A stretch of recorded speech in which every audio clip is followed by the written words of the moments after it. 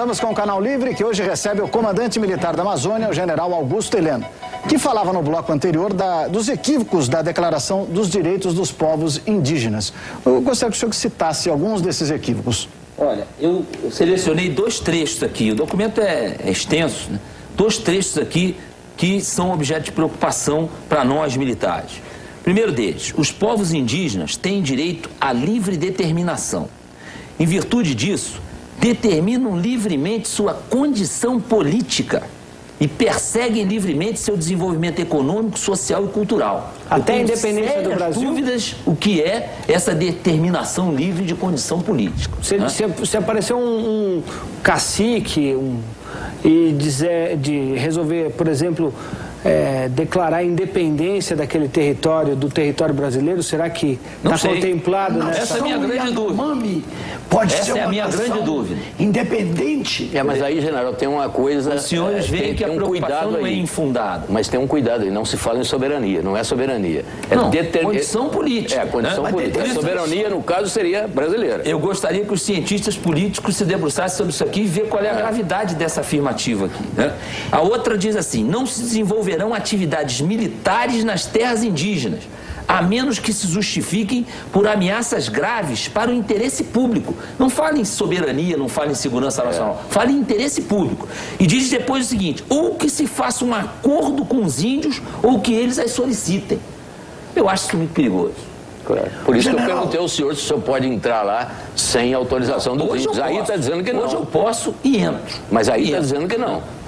Não, mas isso aqui é um documento que ainda não está... Não tem força. Mas em que medida esse documento? Eu entraria. General, enquanto eu for o comandante militar da Amazônia, se eu tiver um problema dentro de terra indígena que influa na segurança nacional, eu entro. General, mas em que medida esse documento atrapalha o seu dia a dia? Não atrapalha. Não, isso aqui até hoje não me atrapalhou. Agora, eu acho que como cidadão brasileiro, nem é como general, como cidadão brasileiro, os termos desse documento... General, deixa eu te fazer uma pergunta. Os estrangeiros estão sempre de olho ali na Amazônia com boas intenções, más intenções e péssimas intenções. E algumas intenções clandestinas, sabemos isso.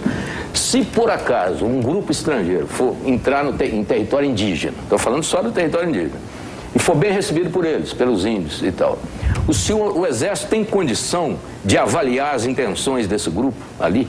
Quer dizer, se houver uma política índios e estrangeiros, com intenções que os estrangeiros certamente vão levar para lá, o Exército faz alguma coisa, pode fazer, tem plenas condições de pelo menos se informar a respeito?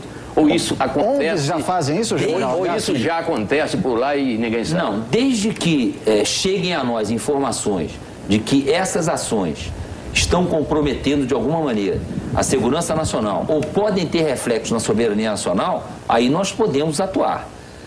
Levantar esse tipo de informação fica difícil para nós. Aí já tem outros órgãos que são responsáveis por esse tipo de levantamento. General, nós acompanhamos recentemente um grande império, os Estados Unidos, invadirem o Iraque por conta de suposições de relação do líder, né, com a Al-Qaeda, com grupos terroristas, etc. E aí verificou-se que essa vinculação não existia e tudo caminha para demonstrar que aquela guerra... Era um pretexto. Era um pretexto em torno do petróleo. O senhor e as Forças Armadas, de uma forma geral, vislumbram a possibilidade de que a Amazônia, com todas as suas riquezas naturais, patentes que estão ali para serem descobertas, etc., possam vir a ser, no futuro, objeto de uma disputa internacional? Claro, isso aí tem sido registrado em documentos sobre teorias militares, né? E uma delas é o intervencionismo, amparado em algumas condicionantes, seja pelo tráfico de droga, seja por ações terroristas, seja pela necessidade de obtenção de recursos naturais, seja por ameaças ao ambiente no mundo, né? Tudo isso aí pode ser objeto de justificativa de uma intervenção na Amazônia. Eu não sou catastrófico em relação a isso, né? Mas lógico que isso aí faz parte da nossa atenção.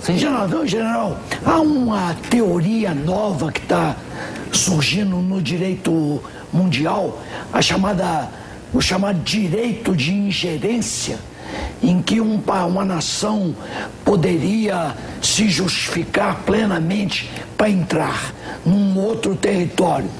Eu lhe pergunto, por exemplo, se a nação Yanomami, que tem as suas terras na fronteira do Brasil com outro país, ela amanhã convidar uma potência estrangeira para entrar no território, seria possível, seria admissível?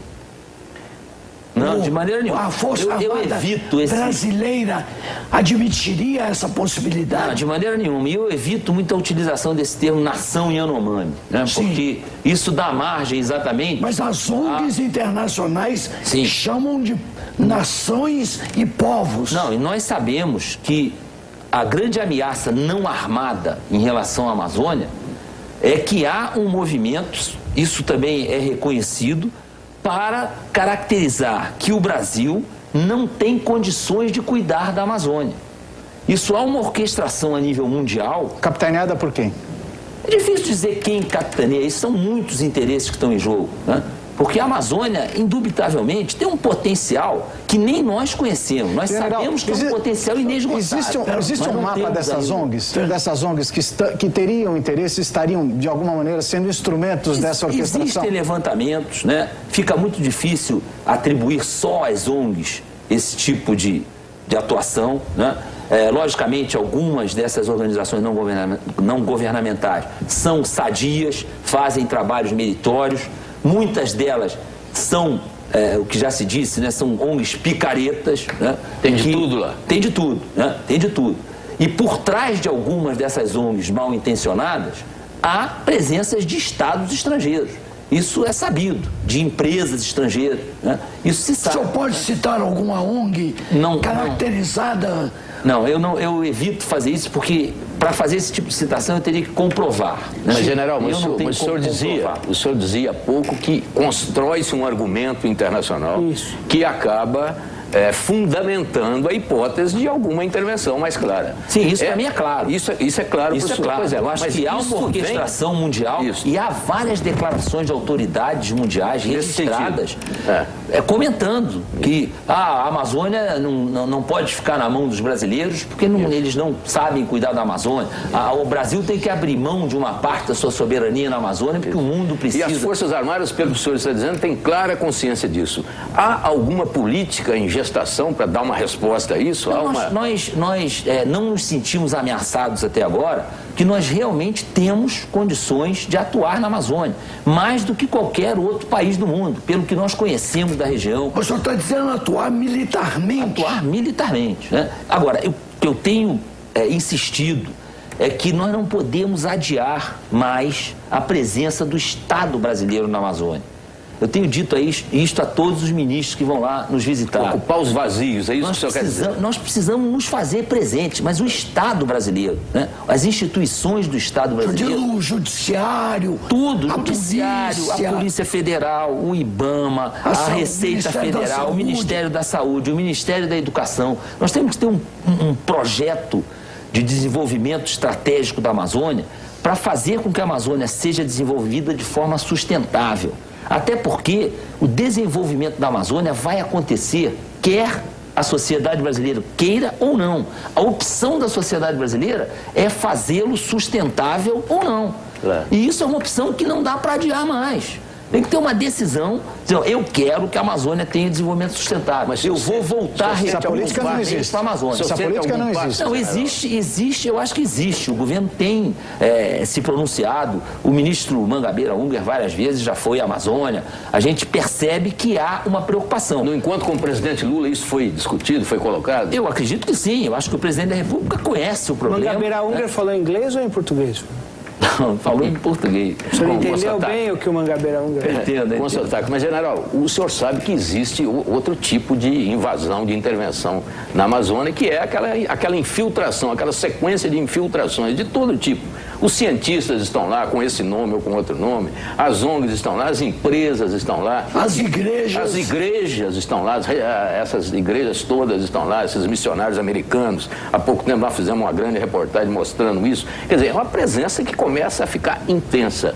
Diante disso, as Forças Armadas pelo menos controlam essas informações ou nem as informações chegam para o senhor?